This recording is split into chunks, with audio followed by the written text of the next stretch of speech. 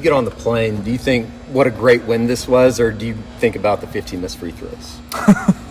I thought about what a great win that was. I'm trying to stay mentally fresh. But no, I really did. We knew it was a really good bounce back win for us. We know we didn't take care of our home court, and we had to go to a very hostile home court. And I thought our guys responded almost every way you'd want. Just everything on top of the little things that we didn't do in the second half against Texas Tech. But, man, we played outstanding defense, just toughness together. I thought it was the best leadership Milos and Javion together, collectively had together. And it was just a really good, much-needed win in this Big 12 on the road. We just talked to Jalen about that focus to stay locked in defensively. You talk about how hungry they were. How do you keep them that hungry coming off a win as opposed to using that, the two losses? Well, we had I think I told you this, a very truthful film session, and showed so many, some things down the second half that we had a breakdown here, a breakdown there, and we're going to show them the same things but the opposite. This film session, there's a reason why you're successful in life. There's a reason why you're not. And there's certain things that we showed them. Like there was definite reasons why we were so locked in. We were playing off the ball, great defense. We were in a stance, vision, talking. You can see us pointing. And that's the thing. I've said this quote, a loss doesn't have to define you, but it could change you. It could change you. Learn those lessons. And I thought how they bounce back and how you keep them hungry, man. Why would you do it any other way? I think they felt different. That was the best. Los came into the locker room after the game, and I'm always saying, there's always a thing about this generation. Like, man, I want to have fun, playing fun. When people are on them and all this and working hard, I'm not having fun playing basketball. The fun is in that locker room. When Los came in that locker room afterwards, you're like, that was fun. Like and he looked at everybody like how we defended together. That was fun. And that's what you build on to keep them hungry. A lot of people just look at the 21 points, but what did you like from Javion on Tuesday? His swag. He had it back. Just how he pounded the ball. You could just see how the confident he pounded the ball. There was nothing hesitant.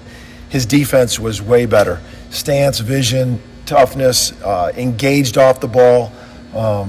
It was an all-around great game for him based on just his voice. Like his voice, like I said, him and Los together, it was the best combined leadership they've had together. And when you're struggling in a game, one of the worst things to do is be quiet and, curl up, and you want to just keep talking to yourself and stay positive and you'll forget, you won't dwell on the mistakes when you're talking and in the moment. And that's what I thought he did great. For someone like Jalen, it seems like he's really had some impact games recently after Tuesday, 23 points. Maybe just how much, as the season has gone on, how much has he grown? How much have you seen him get more comfortable? Just watching him do a couple things. He's growing defensively where he needs to be. He's not forcing as much. And he got himself going. He got like 2 offensive rebounds, in the first half. And then all of a sudden he got a transition layup in the first and second half. Then you just feel good, and then he took his spot up 3. He got some intangible baskets, offensive rebounds, transition, so he did that, and it just wasn't forced. And, but I thought he was really played great defense. The other thing is we kind of challenged him. I think he had 1 rebound the game before, and what did he have, 9? Mm-hmm. I think he had 9 rebounds. So that got us going, that we needed those rebounds against that kind of team. We joked about at the start, but the free throws these last 2 games, how do you try to fix that? Just for everybody, just save yourself 3 minutes of your life and don't DM me that you walked out in your backyard and made 9 out of 10 free throws. Just save your 3 minutes. Don't DM me, because in your backyard, I don't think you got 13,000 people. There's always other factors in it. So it's like missing a 3-foot putt at the Masters. We got good free throw shooters. It hasn't been a problem. Yes, we miss free throws. We work on them all the time.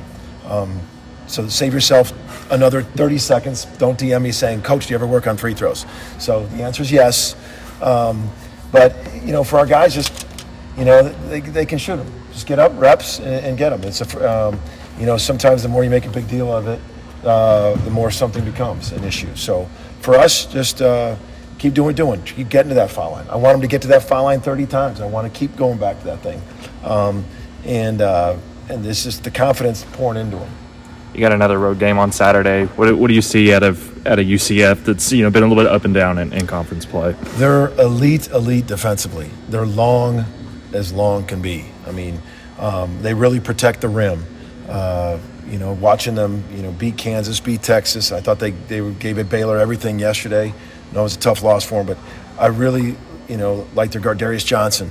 I mean, what a game! Avery's playing terrific. They have really good length.